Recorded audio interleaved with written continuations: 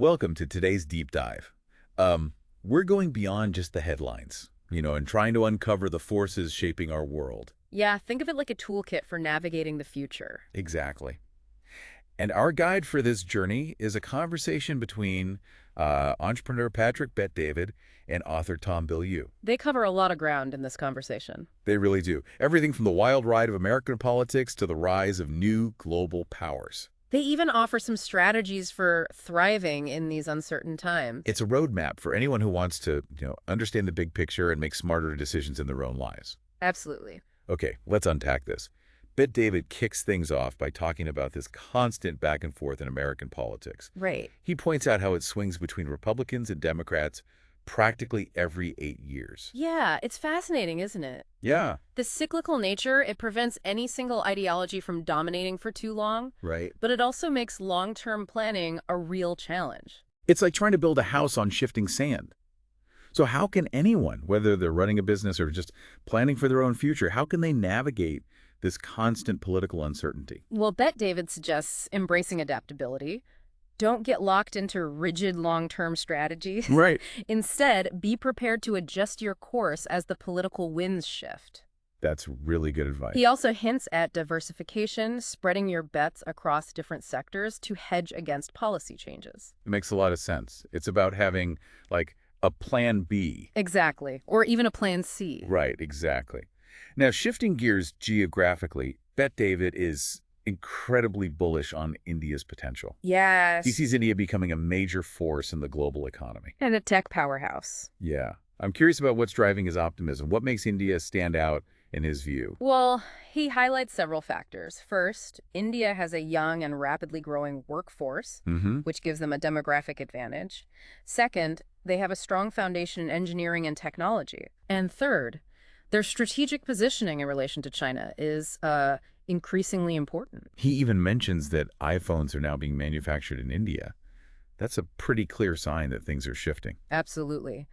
This shift in manufacturing is a symptom of a larger power dynamic at play. Right. The rise of India alongside other emerging economies has huge implications for the global balance of power. Speaking of power dynamics, Bet-David then dives into what he calls the war between China and India, particularly in the tech sector. Right. And a lot of this hinges on something I hear about constantly, but still find a bit mysterious: semiconductor chips. Right. They're the tiny brains powering our digital world. What's fascinating is how much of the production of these chips is concentrated in Taiwan. Right. And given the geopolitical tensions surrounding Taiwan, that reliance on a single source creates a massive vulnerability. It makes you realize how interconnected everything is. It really does. A conflict on the other side of the world could disrupt supply chains and impact our daily lives in, really unexpected ways. It's a stark reminder that even in a globalized world, geography still matters. And it underscores Bet-David's point about the need for diversification, not just in your investments, but in your supply chains and strategic partnerships. Okay, that's making me a little paranoid. And speaking of paranoia, both Bet-David and Bilyeu seem pretty concerned about this looming debt crisis. Yeah. Bilyeu even says that the math simply doesn't add up. That's pretty sobering thought. It is. It raises the question, what are the potential consequences of this debt crisis? Exactly. And more importantly, how could it impact individuals like you and me? Well, a debt crisis could trigger a domino effect of negative consequences. Oh, what? Including a recession, soaring inflation, Oh, wow. skyrocketing interest rates, and widespread job losses. That's scary. Yeah, it could impact your savings, your investments, your ability to get a loan, even the prices you pay for everyday goods and services. That's where I start to see the value in what Bet-David and Bilyeu call positive paranoia. It's not about panicking, right? It's about being aware of these potential risks so we can make informed decisions. Exactly. It's about using that awareness to take proactive steps to build resilience into your life and your finances. So how can our listeners cultivate this positive paranoia mindset in a practical way? Well, the first step is to stay informed. Oh. Don't just rely on headlines. Right. Dig deeper, explore different perspectives, and challenge your own assumptions. Ask yourself, what if the conventional wisdom is wrong? Okay. What if the unthinkable actually happens? So it's about thinking critically and being prepared for different scenarios. Precisely. It's like having a fire escape plan for your finances and your future. I like that analogy. Yeah. Okay, so we've talked about the unpredictable nature of American politics, the rise of India, the tech battle with China, and the looming debt crisis. And we've touched on this idea of positive paranoia as a tool for navigating all this uncertainty. So in the next part of our deep dive, we'll explore Bet David and Bilyeu's specific advice for not just surviving, but thriving in this volatile world. We'll look at their investment strategies, their thoughts on the role of social media, and their insights into the power of individual action. Sounds like we've got a lot more to unpack. We do. Stay tuned. Yeah. Welcome back to our deep dive into the insights of Patrick Bet-David and Tom Bilyeu. We left off talking about how positive paranoia can help us prepare for, potential risks. Right. But I'm curious about what concrete actions we can take to navigate this volatile world.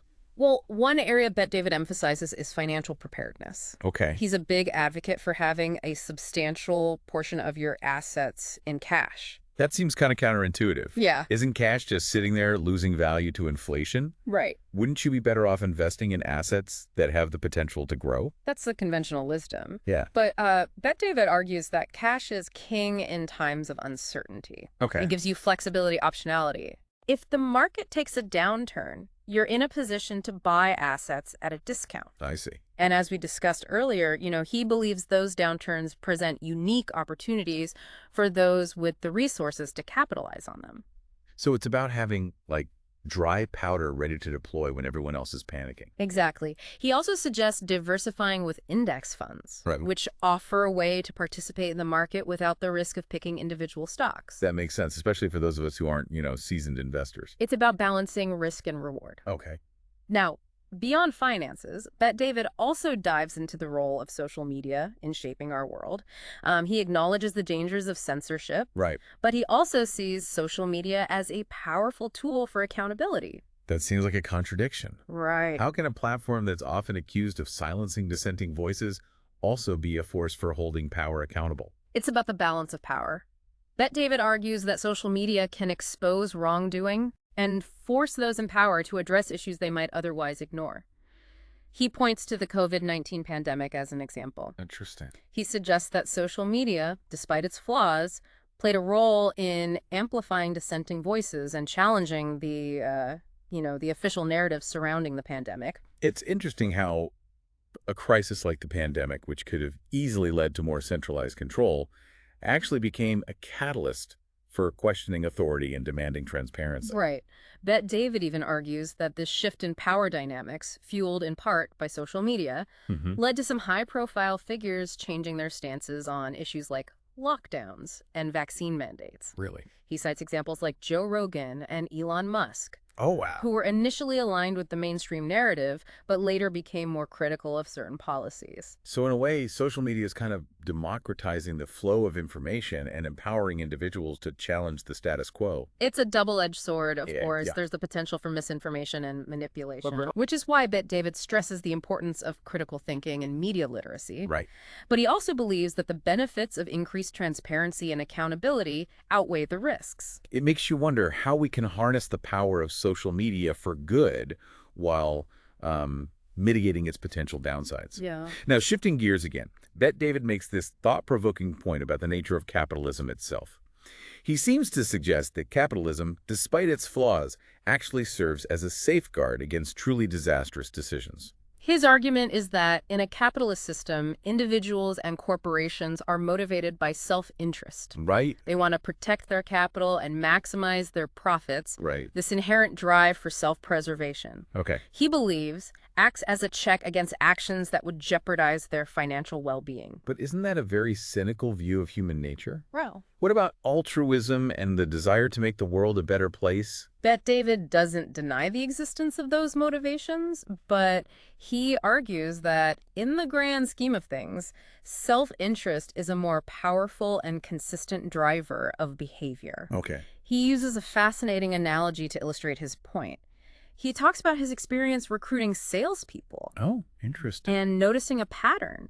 The most reliable performers weren't necessarily the most charismatic or outgoing. Oh, interesting. They were often the ones with the most to lose, those who were married, had kids, a mortgage to pay. Because they had more skin in the game. Exactly.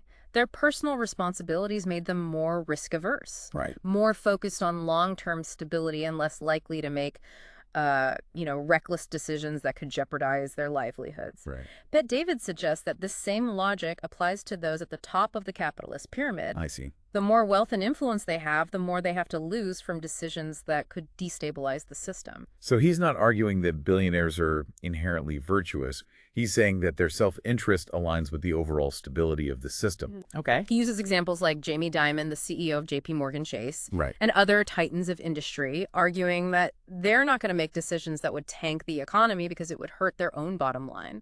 It's a compelling argument, though I'm sure it would spark debate among those who see capitalism as inherently exploitative and unsustainable. Of course, there are valid criticisms of capitalism. Right. But Bet David seems to believe that, despite its flaws, the system itself creates a kind of built-in mechanism for self-preservation. He even quotes Charlie Munger, Warren Buffett's longtime business partner, who once said, "I love Larry Page, but I don't want him as my emperor." Right. It highlights the need for checks and balances, even on brilliant minds.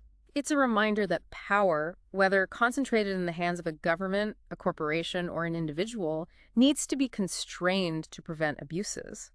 And Bet David seems to believe that capitalism, for all its imperfections, provides a better framework for distributing and regulating power than any alternative system. But he also emphasizes the importance of individual action and responsibility within that system. Yes. It's not enough to rely on the invisible hand of the market to guide us toward a positive outcome. He talks about the need for people to be informed, Right. engaged, and willing to hold those in power accountable. Right. He sees social media as a tool for this, Mm-hmm. but he also cautions against complacency and the dangers of groupthink. Right. He stresses the need for critical thinking, discerning between information and misinformation, and being actively involved in shaping the future we want to create. It's a call to action for all of us to be more aware, more engaged, and more proactive in shaping the world we want to live in. And that includes encouraging ethical and responsible leadership, people who prioritize the long-term well-being of society over short-term gains. He seems to be advocating for a more conscious form of capitalism, Okay. one that recognizes the interconnectedness of our economic, social, and environmental systems. It's a lot to take in, but I think Bet David's overall message is one of cautious optimism. I agree. He acknowledges the challenges we face, the geopolitical tensions, the economic uncertainties, the potential for conflict. Right. But he doesn't believe that doom is inevitable. No. He argues that if we learn from the past, embrace positive paranoia as a tool for navigating the future, hold those in power accountable, and actively participate in shaping the systems that govern our lives. Then we can not only weather the coming storms, but emerge from them stronger and more resilient than ever before. Exactly. And that brings us to the final part of our deep dive. Okay. We'll revisit some of Bet David's key takeaways and try to distill some actionable advice for you, the listener. Wow. We'll also explore that thought-provoking question he leaves us with about whether capitalism, despite its flaws, might just be the best defense against truly disastrous decisions. Sounds... Stay tuned for the final part of our deep dive. Welcome back to the final part of our deep dive into Patrick Bet David's conversation with Tom Bilyeu. We've covered a lot of ground, everything from the intricacies of geopolitics and the global economy to the impact of technology and the role of social media. And we've explored some pretty profound ideas about power, responsibility, and even the very nature of capitalism. I feel like my brain has expanded. In a good way. Yeah, in a good way. That's the goal. We want to equip you with the knowledge and insights to navigate this complex world with confidence. So let's try to distill all this information into some key takeaways. Yep. What are the most important points our listeners should walk away with? Well, one overarching theme is the need for positive paranoia. Right. Bet David and Bilyeu really stress the importance of staying informed, being aware of potential threats and opportunities, Right. and making strategic decisions based on that awareness. Okay. It's not about living in fear, Right. but about being prepared. It's about being proactive rather than reactive. Exactly. And another crucial takeaway is the idea that uncertainty is the new normal. Right. The world is changing at an unprecedented pace, and trying to predict the future is a fool's errand. Yeah. So we need to become comfortable with ambiguity and develop the resilience to adapt quickly. It's like learning to surf on a wave of constant change. I like that analogy. And remember, Bet David highlights the cyclical nature of things. Yeah. He points out that history often repeats itself. Right. And by studying those patterns, we can gain valuable insights into how current events might unfold. It reminds me of that Mark Twain quote, "History doesn't repeat itself, but it often rhymes." Exactly. Understanding those historical rhymes can help us make better decisions in our own lives, whether we're talking about investing, starting a business, or just navigating our personal relationships. Now I want to circle back to Bet David's somewhat controversial view of capitalism. He seems to believe that capitalism, despite its flaws, ultimately prevents people from making truly disastrous decisions. I'm still grappling with that idea. It's a complex issue. His argument is that the self-interest inherent in capitalism acts as a kind of safeguard against reckless behavior. Okay. Those with the most power and wealth, he suggests, are also the ones with the most to lose from decisions that could destabilize the system. So their own self-interest aligns with the greater good, at least to some extent. That's his contention. But of course, it's not that simple. There are countless examples of greed and short-sightedness leading to, harmful consequences. Of course. Think of the financial crisis of 2008. Right. Or the environmental damage caused by industries pursuing profit above all else. So how do we reconcile those contradictions? That's the million-dollar question. Right. I think Bet David's point is not that capitalism is perfect, Right.